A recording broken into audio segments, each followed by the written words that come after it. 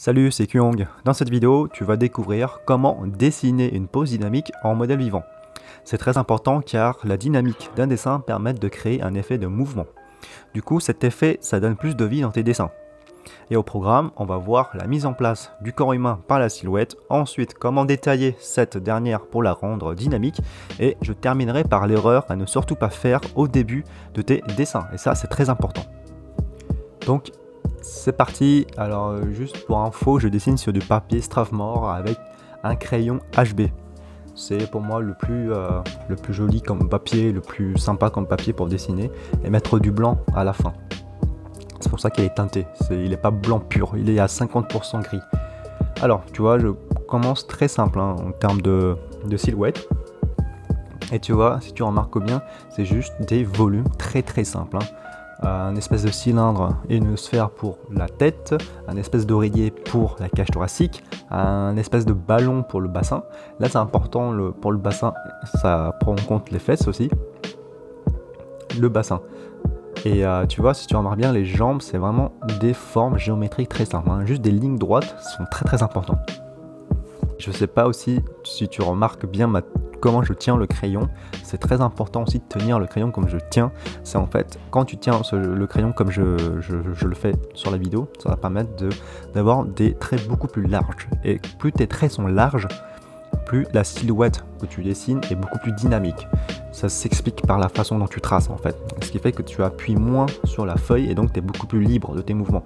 C'est comme si tu faisais un jeté. Un jeté de pierre, un truc comme ça, tu vois, c'est très fluide comme mouvement. Et ben c'est pareil en dessin, c'est plus tu fais un jeté du trait, plus il est propre, plus il est dynamique aussi. Ensuite, tu vois, au niveau des bras, je sais pas si tu remarques, mais j'ai simplifié le bras, je les ai beaucoup plus contrastés dans la silhouette au départ, c'est juste des traits droits. Et plus c'est droit, plus c'est dynamique. Le visage aussi, que je l'ai simplifié ici, si tu remarques bien, le visage il est dans l'ombre. Et le visage n'est pas très important en tant que tel dans cette pose. Et en fait, ici, comme tu as remarqué, le plus important c'est la pose en elle-même. Finalement, c'est les deux bras qui s'agitent et la jambe de devant qui fait un mouvement, un pas de danse. Donc ici, c'est la jambe à mettre en valeur avant tout. C'est vraiment important de définir ça, de savoir qu'est-ce qui est à mettre en valeur quand tu fais ton dessin. Et ce qui fait que dans la géométrie entre guillemets de ton dessin, tu vas mettre beaucoup plus d'attention sur cette zone-là. Ensuite, on va commencer à séparer la lumière et les ombres. J'en ai parlé dans une vidéo précédente, je t'inviterai à la regarder après, c'est séparer la lumière et les ombres, c'est comment dessiner les ombres en fait, tout simplement. Ici, j'agite aussi mon sablier pour te dire que ce dessin-là a pris moins d'une heure, ça fait moins d'une heure que je dessine. Et tu vois, une fois que j'ai fait ma silhouette, je le redessine au critérium beaucoup plus foncé, mais si tu remarques bien, c'est des traits encore très simples. Là, je commence à séparer la lumière et les ombres, c'est là où on s'amuse de plus parce que aussi les ombres, les lignes des ombres participent à la dynamique de la pose dans son entièreté. C'est-à-dire que chaque trait que tu fais pour une ombre doit être dynamique si ta pose est dynamique. Et donc il y a tout un espèce de concentration picturale à prendre le temps de faire, tu vas voir au niveau des cuisses, au niveau du visage, par exemple les cheveux là que je suis en train de dessiner, tu vois, je dessine la limite entre la lumière et les ombres, mais je simplifie cette limite, ce qui fait que ça rend l'aspect du trait est beaucoup plus dynamique. Et donc moins il y a de traits, plus c'est dynamique, et aussi plus le trait il est jeté et aussi qui semble assuré, où tu vois, tu es sûr de ce que tu fais, tu peux t'amuser et te libérer un petit peu plus de certaines pressions, et ce qui va le rendre beaucoup plus dynamique. Et ce qui fait que plus tu vas dessiner, plus tu auras un dessin de plus en plus dynamique, évidemment. Tu vois aussi, je fusionne certaines parties et moins tu as des détails, en fait, plus c'est dynamique. Et donc n'oublie pas de simplifier certaines zones et de contraster au niveau de ton trait, surtout si tu le bic assez bien au niveau du contour, et d'avoir un contour plutôt épais à des endroits et moins épaisse à d'autres endroits, ce qui fait que tu as une variété de traits, ce qui rend la chose très dynamique. Ici aussi, la main est très importante, la main participe à la dynamique du corps en entier, mais ça n'a pas vraiment d'importance. Et donc ici on va juste dessiner une forme simplifiée des mains. J'en parle pas ici, il y aura un tuto qui va arriver dans quelques jours sur spécifiquement les mains, parce qu'il y a une forme de simplification à faire pour pas trop attirer l'œil, ni prendre trop de temps dessus, hein, parce que tu vois, les mains ici ça prend juste quelques centimètres. Ensuite, au niveau des ombres, il faut faire attention les ombres, parce que quand tu vas dessiner justement la limite, la ligne entre la lumière et les ombres, en fait ça peut casser le rythme.